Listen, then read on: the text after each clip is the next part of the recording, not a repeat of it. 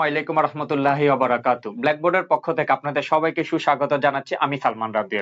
আমরা HSC 2026 base নিয়ে কাজ করতেছিলাম। সেই ধারাবাহিকতা আজকে আমরা কিছু সৃজনশীল প্রশ্নের সমাধান করার চেষ্টা করব। তাহলে সর্বপ্রথম আমরা দেখি আমাদের জন্য কি প্রশ্নটা আমাদের জন্য আছে। আমরা যদি দেখি যে আমাদের জন্য যে প্রশ্নটা আছে সেটা হচ্ছে আমাদের হিসাব বিজ্ঞানের দ্বিতীয় অধ্যায় হিসাব বিজ্ঞানের বৈষম্যের একটা গুরুত্বপূর্ণ অঙ্ক নগদান বইয়ের যে আধুনিক নগদান বই আছে নগদ প্রাপ্তি এবং নগদ প্রদান জাবেদার একটা অঙ্ক আমরা দেখার চেষ্টা করব। আগে আমরা প্রশ্নটা দেখি, তারপর আমরা অঙ্ক নিয়ে আলোচনা করব। প্রশ্নতে প্রথমে বলা আছে স্বপ্ন ট্রেডার 2020 সালে জুলাই মাসের লেনদেন সমূহ নিম্নরূপ। কিছু লেনদেন দেওয়া আছে, আমরা কোশ্চেন গুলা পড়ি আগে। ক নাম্বারে বলছে উপযুক্ত তথ্যের ভিত্তিতে বাট্টার পরিমাণ নির্ণয় করো। কি বলছে? বাট্টার পরিমাণ। বাট্টা মানেই বুঝবো আমরা নগদ বাট্টা। বাট্টা মানে কোন বাট্টা? নগদ বাট্টা। কারণ আমরা এটা মনে রাখবো কারবারি বাট্টা হিসাব বইয়ের কোথাও লিপিবদ্ধ করা হয় না। তাহলে এখানে বাট্টা বলতে সেটা কোন বাট্টা? নগদ বাট্টা। আমরা জানি নগদ বাট্টা দুই প্রকার, কি কি? প্রাপ্ত বাট্টা এবং প্রদত্ত বাট্টা। ওকে, তারপরে বলছে উপযুক্ত তথ্যের ভিত্তিতে নগদ প্রদান জাবেদা, নগদ প্রাপ্ত জাবেদা তৈরি করো। তাহলে আমরা একটা নগদ প্রাপ্ত জাবেদা করব। তারপরে 3 নাম্বার আমাদেরকে বলছে নগদ প্রদান জাবেদার পরিমাণ নির্ণয় করো। আমরা নগদ প্রদান জাবেদা করব। আচ্ছা, তাহলে আর কথা না বাড়িয়ে আমরা এই প্রশ্নটা সমাধান করার চেষ্টা করি। আমি আমার সুবিধার্থে একটু এই কোশ্চেনটাকে আমি কি বলে প্রিন্ট আউট দিয়ে হাতে নিয়ে রেখেছি, এখানে কোনো উত্তর নাই। আচ্ছা, তারপরে প্রথম রাতে চলে যাই। প্রথম রাতে বলছে আমরা এখানে কি করব? বাট্টার পরিমাণ নির্ণয় করব। তাহলে আমরা যদি প্রথমে একটু দেখার চেষ্টা করি কোথায় কোথায় বাট্টা আছে। আচ্ছা, আমরা যদি দেখি 5 নম্বরে বলছে 5 নাম্বার লেনদেন পাওনাদার রহমান ট্রেডার্সকে 6000 টাকা পূর্ণ নিষ্পত্তিতে 5400 টাকা প্রদান করলো। তাহলে দেখেন আমাদের কাছে পাওয়া ছিল 6000 টাকা, পূর্ণ নিষ্পত্তিতে 5400 টাকা তাকে প্রদান করছি। তাহলে 6000 থেকে 5400 বাদ দেন, মাঝখানের গ্যাপ কত আছে? 600 টাকা মাঝখানের গ্যাপ। তাহলে এই 600 টাকা আমি পাইছি না দিছি সেটা আমাকে আগে বুঝতে হবে। তাহলে এই 600 টাকা হচ্ছে আমার বাট্টার পরিমাণ। দেখেন আমি যেহেতু তাকে টাকা দিছি তার বিনিময়ে তার কাছ থেকে আমি বাট্টা পাবো। তাহলে আমি তাকে প্রথমে কত টাকা বাট্টা পাইছি? 600 টাকা। তাহলে আমি বলবো প্রাপ্ত বাট্টা কত তারিখ? এটা 2000, আমি এখানে লিখবো 2020 সালের মাস হচ্ছে জুলাই মাস। জুলাইয়ের কত তারিখ? জুলাইয়ের 5 তারিখে হচ্ছে কি পাইছি? বাট্টা পাইছি, কারণ তাকে যেহেতু আমি টাকা পরিশোধ করছি। প্রাপ্ত বাট্টা কত টাকা? 600 টাকা। ওকে, তারপরেরটাতে চলে যায়। তারপরে কোশ্চেন আমাদেরকে কি বলছে একটু দেখি। আলমের কাছ থেকে পণ্য বিক্রয় করছি, সরি 10 তারিখ হচ্ছে নগদে পণ্য ক্রয়, এখানে বাট্টা নাই। নগদে আসবাবপত্র ক্রয়, বাট্টা নাই। রহমানের কাছ থেকে চেক প্রাপ্তি, এখানেও বাট্টা নাই। 28 তারিখে বলছে জনতা ট্রেডার্স এর কাছ থেকে পাওনা, জনতা ট্রেডার্স এর কাছ থেকে পাওনা, পাওনা মানে হচ্ছে দেনাদার 11,500 টাকা পূর্ণ নিষ্পত্তিতে 11,000 টাকা পাওয়া গেল। তাহলে এখানে গ্যাপ কত টাকা? এখানে গ্যাপ হচ্ছে 500 টাকার গ্যাপ। আমার এখানে গ্যাপ আছে কত টাকা? 500 টাকা। তাহলে একটু খেয়াল করি আমার এখানে গ্যাপ কত টাকা? 500 টাকা। তাহলে আমি যেহেতু টাকা পাইছি সেই কারণে তাকে আমি কি দিব? বাট্টা প্রদান করতে। এটা কোন বাট্টা? প্রদত্ত বাট্টা। তাহলে আমি চলে যাই এখানে লিখি কত তারিখ এটা? এটা হচ্ছে জুলাই মাসের 28 তারিখে আমি লিখব প্রদত্ত বাট্টা কত টাকা? 11,500 টাকা ছিল, তাকে 11,000 টাকা দিয়েছি। তাহলে টাকা হচ্ছে কত টাকা? 500 টাকা। তাহলে কত টাকা হইলো? এই যে 1100 টাকা।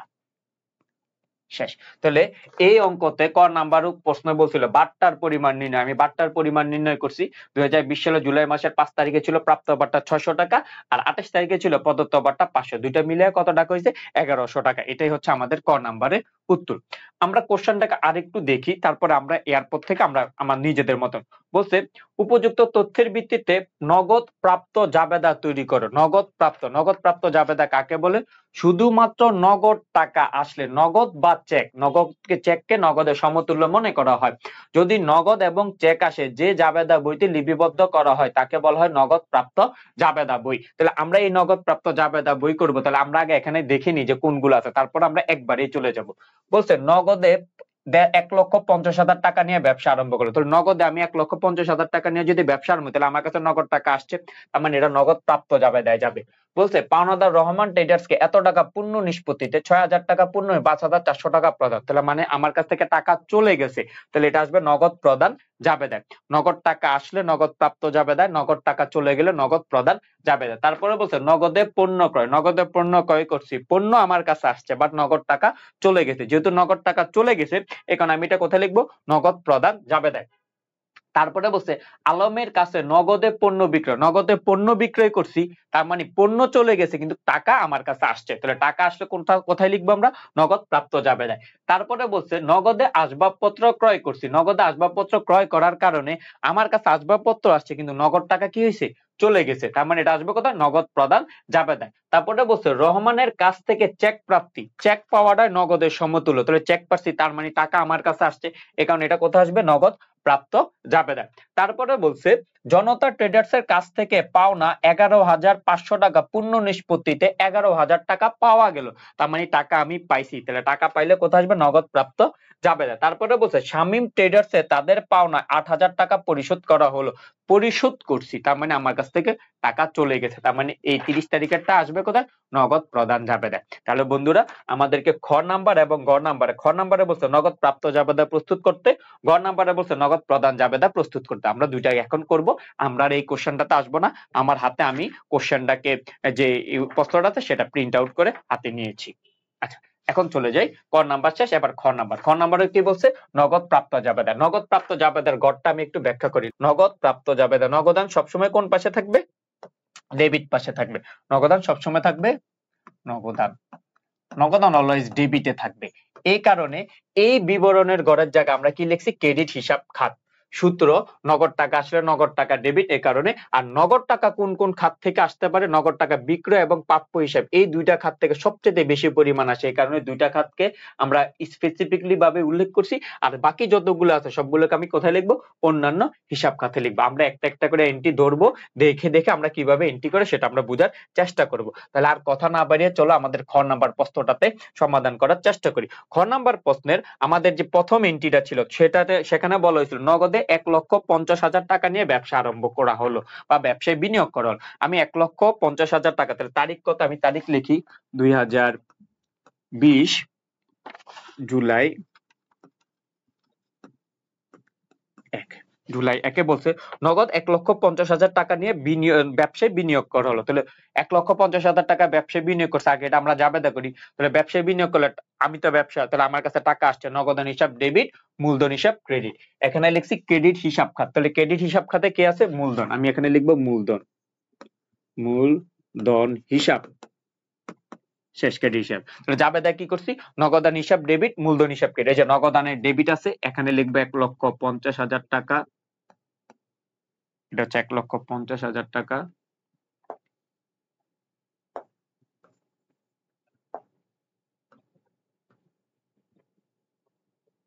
ওকে, তাহলে নগদান হিসাব ডেবিট 1,50,000। আর ক্রেডিট পাশে কে ছিল? মূলধন হিসাব। তাহলে দেখো এখানে বিক্রয় হিসাব ক্রেডিট, প্রাপ্য হিসাব ক্রেডিট, অন্যান্য হিসাব ক্রেডিট আছে। তাহলে যেহেতু মূলধন নামে কোনো এন্ট্রি দিই না, তাহলে মূলধনটাকে কোথায় ঢুকাবো আমরা? অন্যান্য হিসাবে। এই যে 1,50,000 টাকা। আর বন্ধুরা আমরা মনে রাখবো যখনই আমাদেরকে জাবেদা বলবে, জাবেদা মানে হচ্ছে ডেবিট এবং ক্রেডিট। ডেবিটের সমপরিমাণ অর্থ আপনাকে ক্রেডিট পাশে লিখতে হবে, যে জাবেদাই বলুক আপনাকে। এই কারণে আমরা এই জাবেদাটা কি করছি? ডেবিটের সমপরিমাণ অর্থ ক্রেডিট পাশে, তার মানে আমরা ডেবিটও 1,50,000 টাকা লিখছি, ক্রেডিটও 1,50,000 টাকা লিখছি। তারপরের এন্ট্রিটা বলছে 5 তারিখে পাওনাদার রহমান ট্রেডার্সকে 6,000 টাকা পূর্ণ নিষ্পত্তিতে 5,400 টাকা প্রদান, এটা নগদ প্রদান জাবেদাতে আসবে, গেল। 10 তারিখে বলছে নগদে পণ্য ক্রয়, নগদে পণ্য ক্রয় করেছে, টাকা চলে গেছে, এটা এখানে আসবে না। বলছে 12 তারিখে বলছে আলমের কাছে নগদে পণ্য বিক্রয়, যেহেতু আলমের কাছে নগদে পণ্য বিক্রয় করছি আর আমার কাছে টাকা আসছে, সে কারণে এটা আমরা লিখবো কত? জুলাই 12। তাহলে নগদে পণ্য বিক্রয়, তাহলে নগদান হিসাব ডেবিট, বিক্রয় হিসাব ক্রেডিট। তাহলে এখানে আমরা লিখবো বিক্রয়, যেহেতু আমরা ক্রেডিট হিসাব খাত লিখতেছি, বিক্রয় হিসাব। তাহলে নগদান হিসাব ডেবিট কত টাকা? 20,000 টাকা, এই যে 20,000 টাকা। আর বিক্রয় দেখো বিক্রয় নামে সরাসরি আছে, এই কারণে বিক্রয় হিসাব 20,000 টাকা লিখে দিছি, এটা আর অন্যান্যতে আমরা লিখবো না। তারপরে বলছে যে নগদে আসবাবপত্র কয়টা আসবে না। এরপরে দেখি আমরা 12 তারিখে এন্ট্রিটা লিখছি, তারপরেরটাতে দেখি 15 তারিখে লেখা আছে নগদে আসবাবপত্র কয়টা আসবে না, কারণ আসবাবপত্র ক্রয় করার ফলে নগদ টাকা আমাদের কাছে চলে গেছে, তার মানে এটা বাদ। তারপরে বলছে 20 তারিখে রহমানের কাছ থেকে চেক প্রাপ্তি। রহমানের কাছ থেকে আমি চেক পাইছি, রহমান আমাকে কেন চেক দিবে, রহমানের সাথে আমার কি সম্পর্ক, রহমানের কাছে আমি টাকা পাইতাম, ওই টাকা আমাকে পরিশোধ করা বাবদ চেক দিছে। তাহলে আমরা জাবেদাটাকে বলতে পারি ব্যাংক হিসাব ডেবিট, প্রাপ্য হিসাব ক্রেডিট। তাহলে এখানে কে আছে, ব্যাংক আছে, নগদ আছে, নগদ নাই।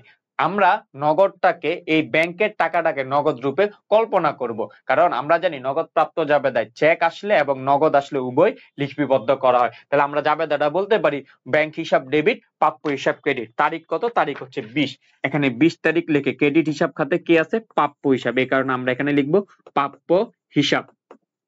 Okay fine. তাহলে নগদান হিসাব ডেবিট, ব্যাংক হিসাব ডেবিট পাইছিলাম, তাহলে ব্যাংক যেহেতু নাই, এই ব্যাংকের টাকাটা কার ঘরে লিখবো, নগদের ঘরে লিখবো। কত টাকা, 10,000 টাকা। আর প্রাপ্য হিসাব যেহেতু রহমানের সাথে আমার কি, রহমানের কাছে আমি টাকা পাইতাম বিধায় রহমান আমাকে দিয়েছে, এই কারণে প্রাপ্য হিসাবের ঘরে কত টাকা, 10,000 টাকা। বুঝা গেছে বন্ধুরা? তারপরের এন্ট্রিটাতে আমরা দেখি 28 তারিখ বলছে জনতা ট্রেডার্স এর কাছে পাওনা 11,500 টাকা পূর্ণ নিষ্পত্তিতে 11,000 টাকা পাওয়া গেল। তাহলে জনতা ট্রেডার্স এর কাছে আমি 11,500 টাকা পাইতাম, সে আমাকে দিছে কত টাকা, 11,000 টাকা। তাহলে আমার কাছে নগদ আসছে কত টাকা, 11,000 টাকা। আমি বলতে পারি নগদান হিসাব ডেবিট 11,000 টাকা। আমি আগে নগদান হিসাব ডেবিট 11,000 টাকা লিখি। তাহলে বলছে পূর্ণ নিষ্পত্তিতে, পূর্ণ নিষ্পত্তি মানে হচ্ছে যে তার কাছে আমি যত টাকা পাইতাম আর কোনো টাকা দাবি করতে পারবো না। তার কাছে আমি পাইতাম কত টাকা, 11,500 টাকা। তাহলে প্রাপ্য হিসাব সে, তার কাছে যেহেতু আমি পাইতাম, তাহলে সে প্রাপ্য হিসাব কমে গেল কত টাকা, 11,500 টাকা। ওকে, তাহলে দেখো আমি ডেবিটে ক্রেডিটে লিখছি 11,500, ডেবিটে লিখছি 11,000। তাহলে আমরা একটু আগে বলছিলাম জাবেদার প্রধান নিয়ম হচ্ছে ডেবিটের সমপরিমাণ অর্থ ক্রেডিট পাশে লিখতে হবে, কিন্তু আমি এখানে লিখি নাই। তাহলে এখানে কত টাকা কম লিখছি, ডেবিট পাশে আমি এখনো 500 টাকা কম লিখছি। তাহলে দেখো এখানে কোশ্চেনটা বলছিল জনতা ট্রেডার্স এর কাছে 11,500 টাকা পূর্ণ নিষ্পত্তিতে 11,000 টাকা পাওয়া গেল। তাহলে দেখো পূর্ণ নিষ্পত্তি যেহেতু করে দিছি, 11,500 টাকার লেনদেন আর তার সাথে কোনো কথা বলতে পারবো না।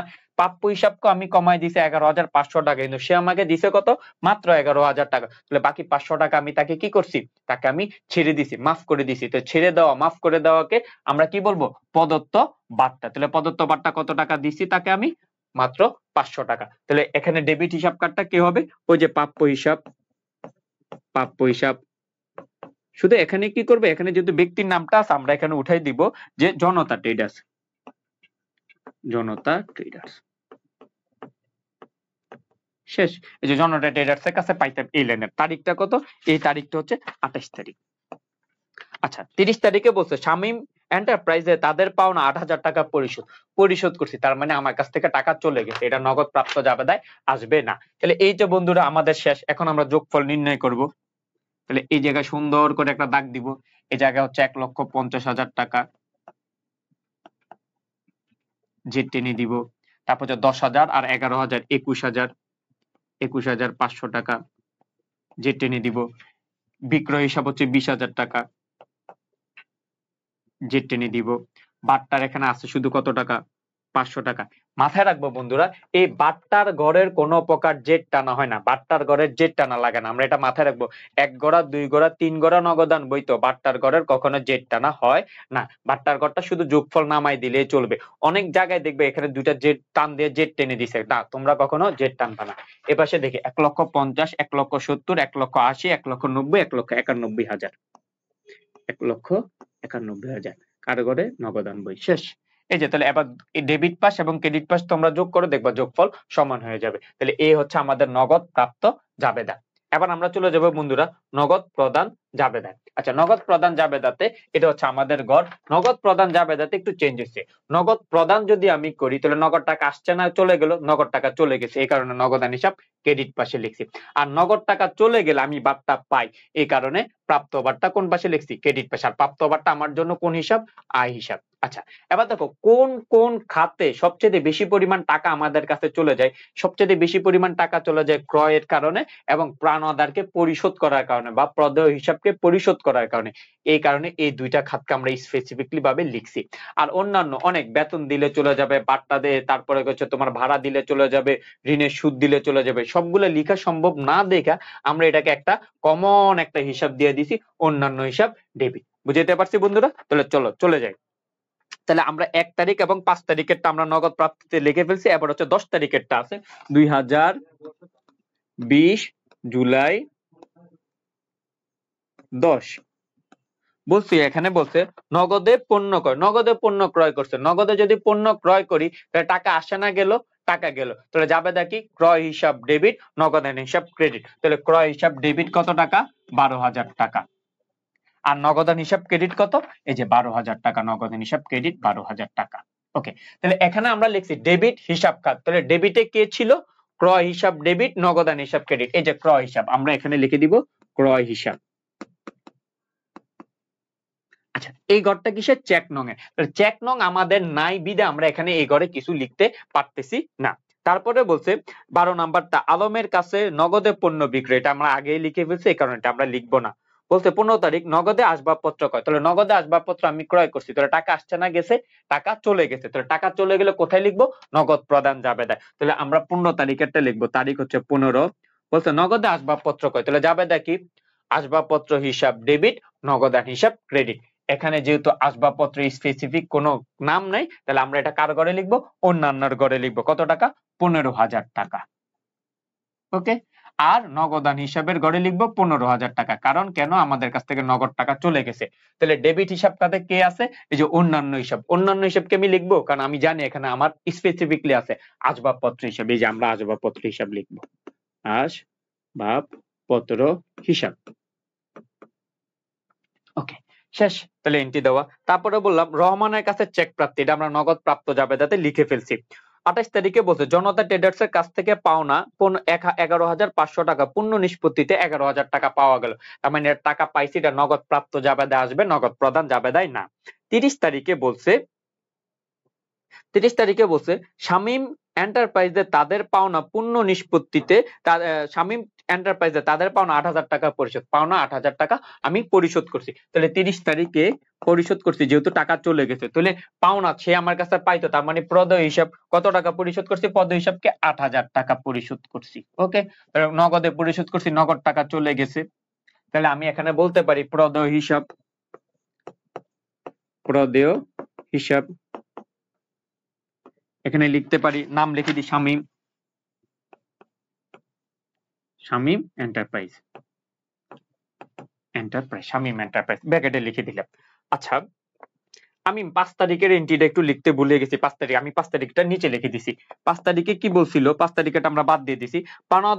পাওনাদার রহমান ট্রেডার্সকে 6,000 টাকা পূর্ণ নিষ্পত্তিতে 5,400 টাকা প্রদান। তাহলে 5,400 টাকা তাকে প্রদান করছি। তাহলে সে আমার কাছে পাইতো কত টাকা?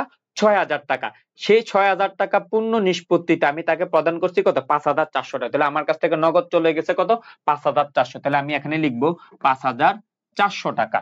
ওকে, কিন্তু পূর্ণ নিষ্পত্তিতে শব্দটা যখন থাকবে, তার মানে ওই লেনদেন নিয়ে পরবর্তীতে তার সাথে আর কোনো কথা বলা যাবে না। ওই লেনদেনের সকল কিছু সমাধান হয়ে গেছে। তাহলে তার সাথে পূর্ণ নিষ্পত্তি করছি কত টাকা? 6,000 টাকা। তাহলে পাওনাদার আমার কমে গেছে। পাওনাদার আমাদের জন্য হচ্ছে দায়, বা প্রদেয় হিসাব আমাদের জন্য দায়। দায় হ্রাস পাইছে। দায় হ্রাস পাইলে কোন পাশে বসে? এই যে ডেবিট পাশে। তাহলে দায় হ্রাস পাইছে কত টাকার? 6,000 টাকা। তাহলে দেখো, আমরা জানি জাবেদার নিয়ম অনুসারে ডেবিটের সমপরিমাণ অর্থ কোন পাশে লিখতে হয়? ক্রেডিট পাশে লিখতে হয়। কিন্তু এখানে লেখা আছে ক্রেডিটে আমি লিখছি 5,400 টাকা, কিন্তু ডেবিটে লিখছি কত? 6,000 টাকা। তাহলে কত টাকার ফারাক আছে? এখনো 600 টাকার ফারাক। তাহলে 600 টাকা কি? তো যেহেতু পূর্ণ নিষ্পত্তি বলে দিছি, তার মানে আমি 5,400 টাকা দিয়ে তার সাথে 6,000 টাকার যে লেনদেন ছিল সেটাকে সম্পূর্ণ করে ফেলছি। তাহলে বাকি 600 টাকা সে আমাকে কি দিছে? আমাকে ছাড় দিয়েছে। তার মানে আমি ছাড় পাইছি, এই কারণে এটাকে আমরা বলবো কি? প্রাপ্ত বার্তা। তাহলে প্রাপ্ত বার্তা কত টাকা? 600 টাকা। তাহলে এখানে কি লিখবো আমরা? প্রদেয় হিসাব, প্রদেয় হিসাব ব্র্যাকেটে প্রদেয় হিসাব এখানে কে? Rahman Traders, Rahman Traders. Okay, শেষ। এই যে বন্ধুরা আমাদের সকল এন্ট্রি শেপ। 5 তারিখেরটা একদম সবার উপরে হবে। আমি এটা প্রথমে মিস্টেক করে ফেলছি, এই কারণে দুঃখিত আমি। 5 তারিখটা সবার উপরে, তারপরে তোমরা লিখবে, কারণ জাবেদা তারিখের ক্রমানুসারে লিখতে হয়। তাহলে শেষ। এবার আমরা যোগফল নির্ণয় করি। তাহলে যোগফল যদি করি, প্রথমে ক্রয় হিসাব কত? 12,000 টাকা। দেখো বন্ধুরা, এখানে আসবাবপত্র ক্রয় একটা এন্ট্রি ছিল। আসবাবপত্র ক্রয় কিন্তু ক্রয় না, আসবাবপত্র ক্রয় সম্পদ ক্রয়, সম্পদ নামেই লিপিবদ্ধ করতে হয়। তাহলে 12,000 টাকা। 8 আর 6 কত? 8 আর 6 14,000 টাকা। অন্যান্য হিসাব 15,000 টাকা। বার্তা কত? 600 টাকা। বন্ধুরা দেখো সবগুলারই আমি জেড টানছি, কিন্তু এই বাট্টার গড়ের জেড আমরা টানবো না, কারণ বাট্টার গড়ের যোগফল নির্ণয় করতে হয় কিন্তু জেড টানতে হয় না। আমরা মনে রাখবো 1 গড়া 2 গড়া 3 গড়া তো সেম রুলস, বা যে যেখানে বাট্টা থাকবে বাট্টার গড়ের জেড টানতে হয় না। আচ্ছা এখানে দেখি আমরা একটু ক্যালকুলেটরের সাহায্য নিব। আচ্ছা আমরা একটু ক্যালকুলেটরের সাহায্য নিই। এখানে বলছে প্রথমে বলছে কত 12,000, 12,000 প্লাস 15,000 প্লাস 8,000 প্লাস 5,400, টোটাল হচ্ছে 40,400, 40,400 শেষ। এই যে নগদান হিসেবে ক্রেডিটের জেড টেনে দিচ্ছেন 40,400। মাথায় রাখবা বাট্টার গড়ে জেড টানতে হয় না। এই হচ্ছে আমাদের নগদ প্রদান জাবেদা। আগে আমরা নগদ প্রাপ্ত জাবেদা করছি, তারপরে আমরা নগদ প্রদান জাবেদা করছি। তাহলে নগদ প্রাপ্ত জাবেদাতে শুধুমাত্র নগদ টাকা আসলেই লিখবো, আর নগদ প্রদান জাবেদাতে নগদ টাকা চলে গেলেই আমরা লিখবো। তাহলে বন্ধুরা এতক্ষণ আমাদের সাথে পুরো ভিডিওতে থাকার জন্য ধন্যবাদ। যদি এই অঙ্কের কোনো এন্ট্রি বুঝতে তোমাদের সমস্যা হয় তাহলে কমেন্ট সেকশনে জানাতে পারো, আমরা ইনশাল্লাহ তোমাদের এই সমস্যা সমাধান করার চেষ্টা করব। ঢাকা শহরে 6টি জায়গায় ব্ল্যাকবোর্ড তাদের অফলাইন ব্রাঞ্চ চালু করছে। তোমরা তোমাদের সুবিধা মতন শাখায় আমাদের সাথে ভর্তি হয়ে সরাসরি ক্লাস করতে পারবে। সবাই ভালো থাকবে, সুস্থ থাকবে, সুন্দর থাকবে। আসসালামু আলাইকুম রহমতুল্লাহি ওয়া বারাকাতুহু।